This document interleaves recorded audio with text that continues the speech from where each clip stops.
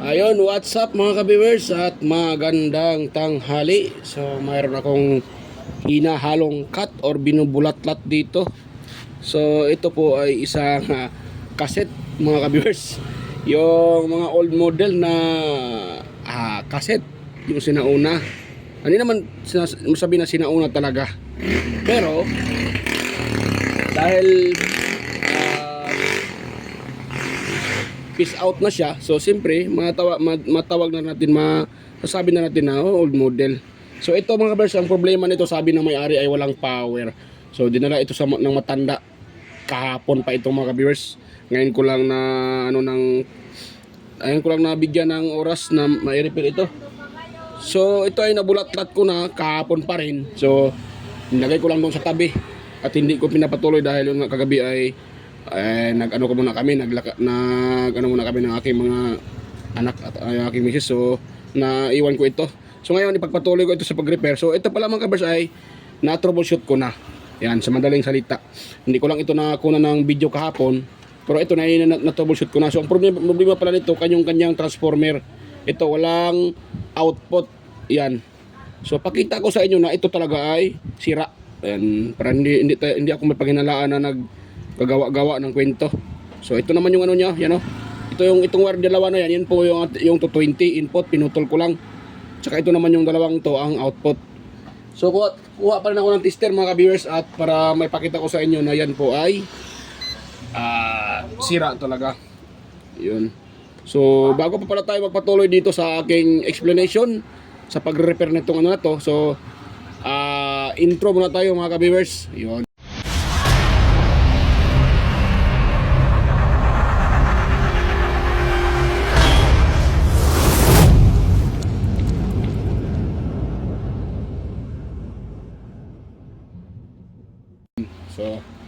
So ito na. Ipakita ko sa inyo ang problema nito. Wait lang muna. Yan. So set tayo sa ohm settings. Yan. So naka ohm settings tayo. So yan. Ganda natin siya mga ka-viewers oh. Yun. Ay, namatay pa talaga. Ano naman problema ng tester kong ito? Daling mamatay yung backlight. Dati pa talaga nung bago ko pambili, ganun talaga yung problema niya, madali siyang mamatay mga ka-viewers. So ngayon, kukunin natin to ng ohms value yung kanyang pinaka primary. Anong ibig sabihin ng primary? Yan po yung sumasalo sa 220. Yan, tapos nagkakaroon ng magnetic field yan. Ayan, pagpasok nito ng kuryente na 220 mga ka-viewers, nagkaroon po ito ng magnetic field, yung tinatawag na magnetic field. So yung magnetic field na yan po na ngayon yun po yung nag-create ng 12 volts or ilan man yung output na nire-rewind dito. So yun po yung nag-create ng voltahe ng output. Ibig sabihin yan, yung primary at saka secondary not connected po yan mga ka-viewers. Yan, yung primary magkaiba yung kanilang connection. So nagkakaroon lang ito ng output dahil sa magnetic field. So ngayon itututs natin yung kanyang primary. Yan, pakita ko sa inyo makita nyo kung totoo ba talagang walang reading yan. Ito yung sa puti at sa black. O yan o, tinutusok ko na o. Ayun, tingnan nyo po yung tester. Walang imik, di ba? OA lang, or ibig sabihin open loop or open line. Ibig sabihin walang nakakuhang resistance yung ating tester. Yan, so ibig sabihin may problema yung ating primary. Yan, defected po siya. Mayroon siyang problema. So dito naman tayo sa secondary. Yun. So yung secondary mga viewers, kadalasan sa mga EI transformer or kahit anong klaseng transformer, pag step down transformer talaga, kadalasan sa primary or secondary, mababa yung reading. Yan. Mas mataas yung reading ng ating primary kumpara sa secondary. So meron naman ako mga video dyan kung gusto nyo puntahan. Yan, marami akong mga video dyan kung paano mag-test ng transformer, lalo na pag ganitong klaseng transformer na step down transformer. So marami akong mga video dyan mga viewers, puntahan nyo lang. So ngayon, dito tayo sa secondary. Dapat ito magkaroon ng reading or point 1, point 2. Yan, basta wag lang shorted yung 00. Ano? O, tingnan nyo po yung tester ko, nagre-reading siya ng 1.8 ohms. O, di ba? So, on ko yung backlight. Ayan o. Yan o. 1.8 volts. 1.8 volts, pasensya na. 1.8 ohms mga ka-viewers. So ibig sabihin, good yung ating secondary. Yan. Good yung secondary. Ang may problema itong primary or itong starting coil or primary. Yan. Yan po, na-explain ko na sa inyo kung ano ibig sabihin ng primary, baka siya tinatawag na primary. So yan pong primary, pag galing sa 220, siya pong sumasalo sa voltahe. At nag-ano dyan yung voltahe, nag-create siya ng magnetic field, kaya nagkakaroon ng output itong ating secondary. So pero, yun po sa sinasabi ko, noted po mga ka-viewers ay yan po talaga ay hindi magka-connect. Yan. Hindi sila magka-connect. So bali may separator yan sa ilalim. Itong ating EI transformer. Meron po yung separator na nagsiseparate sa primary to secondary. So hindi yan sila magka-connect. Pag once mo nagkaroon ng nakakataon na yan po ay connected, ibig sabihin sira na po talaga yung transformer. Maaring yan po ay grounded or nagsushort yung primary at secondary. Number one na rason, baka sunog yung primary at nadamay na rin yung secondary.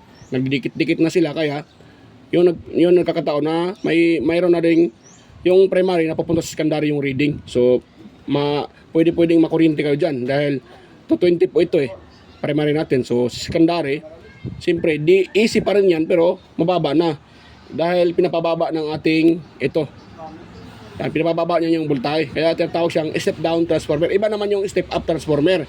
Yung tinatawag na step up transformer, yun po yung mababang voltahe, pinapataas na naman niya, kaya siya tinatawag na step up transformer.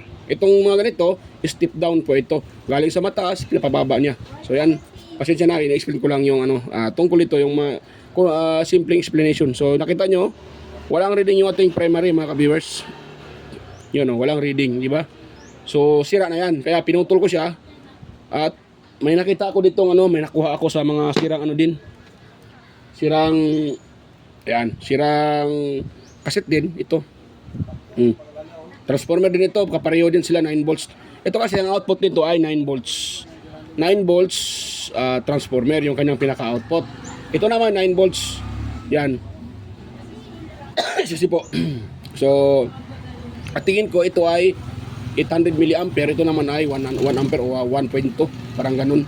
So, konti lang diferensya. Pero pare-pareho lang sila mga ka-viewers, konti lang talagang diferensya. Wala namang naka-indicate dito kung ilang ilang amperahe itong transformer na to. Basta yun lang, pag ganito kasi na maliit, siyempre maliit din yung kanyang amperahe. So ito yung ilalagay natin. So ito na sa pag-test, sa paglalagay ng connection, yun nga sinasabi ko na yung primary high reading siya kumpara sa secondary. So mas mataas yung reading ng primary kumpara sa ating secondary. So kung narinig nyo yung mas mataas yung isa, ibig sabihin yan po yung ating primary. Ito namang mas mababa, so matik na yan, secondary yan. So dahil ito yung ating primary, at ito rin may nakalagay din na fuse ibig sabihin primary talaga to. May sa fuse So pakita ko sa inyo para walang magsabi dyan na nangula-hula tayo. So ito yung reading ng ating primary. Ayan So 1,000 1081 or 1 kilo ohms mga ka-viewers. Nakaread tayo ng 1 kilo ohms or 1.2. Ayun So 1 kilo ohms yung reading niya. Yan po yung ating primary. Sa secondary naman, mas mababa yan mga ka-viewers. Tingnan niyo po. Ayun secondary natin. Ito. Ayun, pa talaga. Yung maglalak. Ayun siyang maglalak mga ka-viewers Yan Yun. Ayun yung maglalak talaga. Ayun So 3.6 ohms yung ating na-reading sa secondary. So di ba? Ganun lang. So matik ay try natin tong i-connect mga ka-viewers dito. So dahil kukunin ko muna yung aking tester. Ito kahit wag niyo nang ihinang, pwede lang. So kung nakita niyo ito, meron kayong nakita na board na maliit ito. Itong board na to, ito po yung nagproproseso ng AC into DC. Yan. So ito kasi ang output ng ating transformer, itong dalawang wire to, yung pinaka-output. Maglalabas siya ng 9 volts AC. AC pa yan mga ka-viewers. Magiging DC na yan pag dumadaan yan dito. Itong board na to. Dahil itong apat na diode na yan, yung tinatawag na bridge type rectifier diode, yung apat na yan, yung bridge type na yan, yan po nang nagpo-proseso ng AC into DC. So, sinasalo niya yung voltahe, sinasala niya, ginagawa niyang ang AC, ginagawa niya ang DC. Pero hindi pa yan dyan nagtatapos. dumadaan yan dito sa filter capacitor o yung electrolytic capacitor. Ang purpose naman ito para yung magiging smooth yung yung voltahe, yan, para magiging smooth talaga siya na DC. Yan, kumbaga yung lubak-lubak ay kinokompleto niya sa pamamaraan ditong ano na to, electrolytic capacitor. Siya po yung nagko-complete ng voltahe na yung pagganyan ba. Ipalagay natin sigsag na yan, kino-complete niya. Hindi kasi natin makikita pag wala tayong oscilloscope eh. Ako wala akong oscilloscope kaya hindi ko maipakita sa inyo ang waveform ng DC into AC. O yung waveform ng DC, yung buong yung malinis na waveform. So wala tayong ganun na tester. Kaya sinasabi ko lang sa inyo kung anong purpose dito. So ano ko na ito. Dahil ito ay secondary, so dito tayo itong dalawang linya na to, ito kasi yung output ng itong transformer na to eh. Itong sira niyang transformer. So nakakonect yan dyan. Pinutol ko lang yan eh. So yan. So ngayon, kahit saan dito mag-reverse, walang problema. Kahit magbaliktaran yan, walang problema. Dahil yan po ay AC pa, hindi pa yan DC. Ang wag na nyo lang baliktarin pag DC. Dahil pag DC, mayroon na yan siyang tinatawag na polarity. So hindi nyo pwedeng baliktarin dahil pag yan po ay nabaliktad nyo, sigurado masasira yung inyong anong klaseng nire-repair nyo. Yan po ay double cut nyo. So yan po ang nagko-convert ng AC into DC. So yan, lagyan natin ng to para hindi tayo matagalan dito. Lagyan natin ng ang tawag dyan, electrical tape. So kahit huwag nyo nang hinangin yan, basta ipulupot nyo lang ng maigi para hindi maglulos contact mga ka-viewers. Yan ang importante dyan. So atin siyang lagyan ng electrical tape para safety at hindi magkaroon ng ground. Yan. So yan tayo dito. So itong video na to ay para lang po sa mga baguhan, sa mga katulad ko na nag-aaral, pinag-studyhan pa yung about sa electronics. So sa mga master natin dyan ay pwede nyo na po itong skip yung video. Huwag nyo na itong pansinin mga master dahil alam ko ay basic lang to sa inyo. So para lang po talaga ito sa mga yung nag-start pa lang na nag-aaral ng electronics o nagre-repair. Yan, katulad ko na nagre-repair na rin pero hindi ko naman sinasabi na ako ay marunong talaga. At ako po ay nangangapa pa rin mga ka-viewers sa electronics. Marami pa akong hindi alam. So itong nalalaman ko ay basic lang po ito. At kahit basic naman yan, i-share ko rin sa inyo dahil kahit gaano ka-basic yan, ay malaking tulong yan sa inyo mga ka-viewers. Yun. So ito tayo, sana yun. Yan, lagyan natin ng electrical tape dito ang isa. Yun. Tapos dito.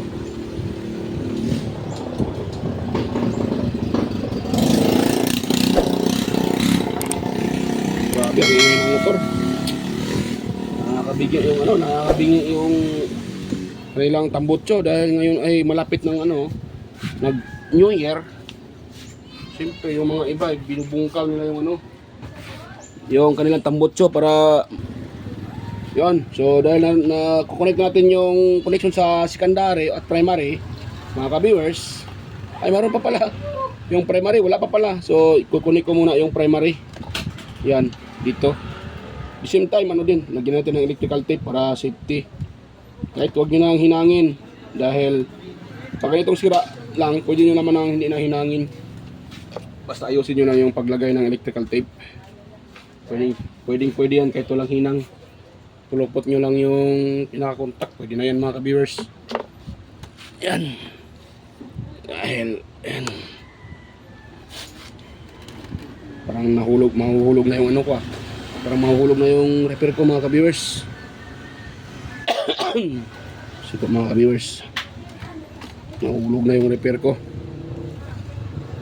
Maliit kasi yung mesa. So, ito. Electrical tape. So, sa mga bago pa lang pala dyan sa aking YouTube channel, huwag niyo pong kalimutang mag-subscribe mga ka-viewers. At pakishare na ating video para makatulong tayo sa mga gustong magre-repair. Yan, sa mga basic na repair tulad dito. So, malaking tulong ito mga ka-viewers sa mga nag-start pa lang. Yan.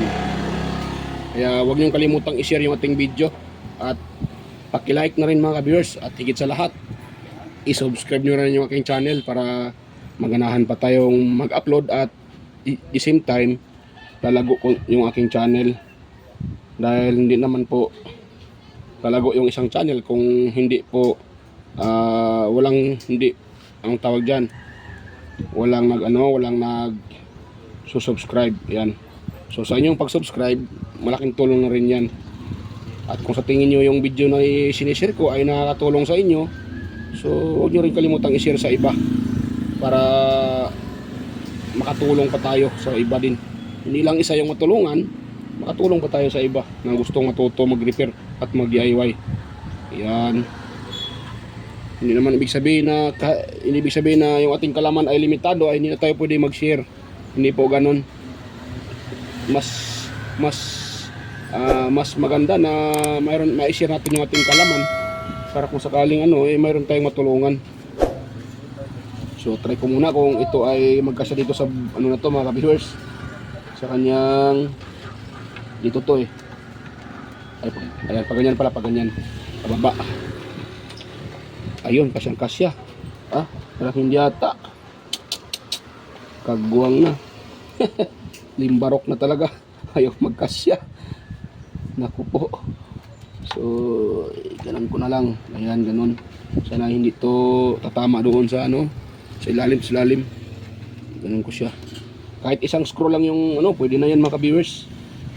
Maiksi yung wire. Dito ko naman ilagay, pwede naman. Tsaka ito, dikit ko na lang dito, ganun. Wait lang ha, hanapan ko lang to ng paraan maya. Hirapan tayo dito hirapan tayo sa kalisod. Hirap talaga pag mag-DIY, dapat talaga iisipin mo ng ilang beses pag gumugawin para maganda naman yung paggawa. So maya na yan, hanapan ko na lang ng paraan yan. So ngayon, bago ko yan ititest muna natin. Tignan natin kung tutunog na ba ito mga ka-viewers, dahil ang sira naman ito ay transformer. Ayun sa aking ayon sa aking pag-test transformer. So kuha tayo ng outlet at nang ititest. Sana hindi sasabog. Pagkasabog to, patay tayo. Ayun, tumunog kagad. Naka-on pala yung switch niya. So try natin siyang yung kanyang tuner. Nandito yung niya, tuning.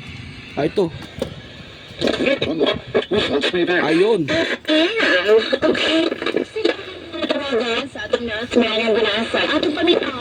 Ayun.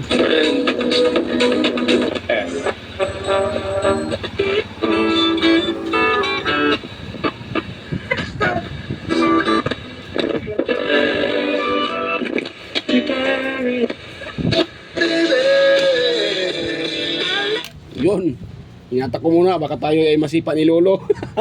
Ayan. So, di ba, gumana mga viewers, tumunog. So, ito, i-assemble ko muna mga kabasa. Hindi ko na maipakita ang pag-assemble dito dahil hanapan ko muna ng area yan. At pakita ko lang sa inyo pag yan po i-assemble ko na. So, stay tuned lang po kayo dyan mga kabasa. At ito, i-assemble ko muna. Ito. So, tama yung ating connection at gumana naman. Sa awa ng Diyos, gumana. So, ayan. So, napakaya natin. So, yan. So, stay tuned na po kayo mga kabers. At ito po ay i-assemble ko muna itong kaset na ito. Yan. So, dyan na muna kayo mga ka-viewers. So, yun. Na-assemble na mga ka-viewers. Tapos ko nang ma-assemble itong na to. Kaset na to mga ka-viewers. At ito ay ating patugtugin na. Uy, naku po. Hindi na matupi. Uy, hindi na matupi yung kanyang antena. Naku po. Kagbuang na limbarok. Uy, ayan, tupi pa pala. Akala ko hindi na matupi mga ka-viewers. Ayun. So, ito yung assemble ko na at pasensya na kung hindi ko napakita yung paglagay ko doon sa transformer. So, ito na yung transformer na sira. Yan. Ito na yung pinalitan natin dahil sira po ito. Kaya siya walang power. So, ito. At na natin itong iti-testing for finalize. So salpak natin dito mga ka-viewers kung tingnan natin kung ito ay gagana na. Ayun.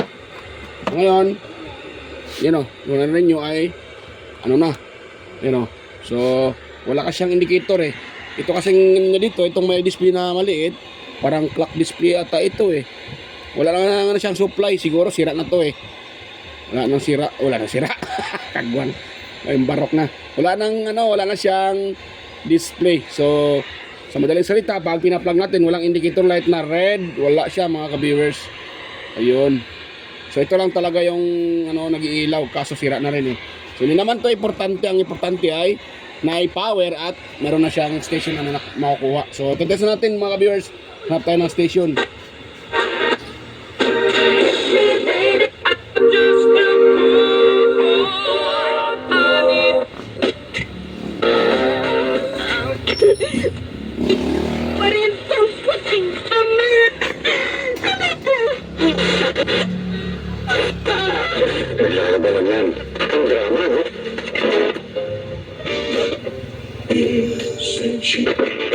In the whole world, Jesus, King of mercy, I trust in you.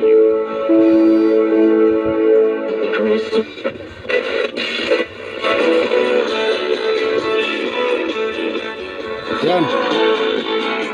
So yan, huwag natin mga kabers, baka tayo masipa pa ni Lolo dito. So okay na. Gumana na yung kaset ng brand ay Memorex. Ayan, gumana na siya. So pwede na itong kunin ng may-ari mga ka-viewers dahil gumana na at tumutunog na. So yun lang problema niya, yung kanyang transformer. Ito, wala na siyang connection yung kanyang primary. Kaya nawala ng power. Ayan mga ka-viewers, kung sa tingin nyo ay mayroon kayong nakuha, kung tingin nyo ay nga pala, shout out pala sa inyo sa lahat, sa mga subscribers, yung subscribers, old subscribers, silent viewers, organic viewers, lahat na nanonood at sumusuporta sa aking YouTube channel. Mega loud shout out sa inyong lahat mga ka-viewers, mga ka-sir, mga ka-ma'am. So mega loud shout out mga master, mga idol. So yan. So shout out sa inyong lahat. Yan. So bago pa tayo magtatapos, kung sa tingin nyo ay mayroon kayong nakuhang idea or sa tingin nyo itong video na to ay mayroon kayong nakuhang napulot na kunting idea, kahit kunting idea, so sana wag nyo kalimutang mag-subscribe mga ka-viewers. Yan, at huwag nyo rin kalimutang kalimbangin or pindutin yung notification bell dyan sa taas at ilagay nyo sa all para pag mayroon akong bagong video, ma-notify kayo kaagad or sa aking mga upcoming pang mga video. So yan, at huwag natin kalimutang i-share sa iba yung video na to para makatulong din tayo sa mga gustong mag-DIY at mag-repair sa bahay. So yan mga ka-viewers, hanggang dito lang po at Merry Christmas, advance Merry Christmas and advance Happy New Year mga ka-viewers, at bye-bye po at kita-kita tayo ulit sa aking next na mga upload. So bye-bye, to God to be the glory mga ka-viewers, bye-bye po.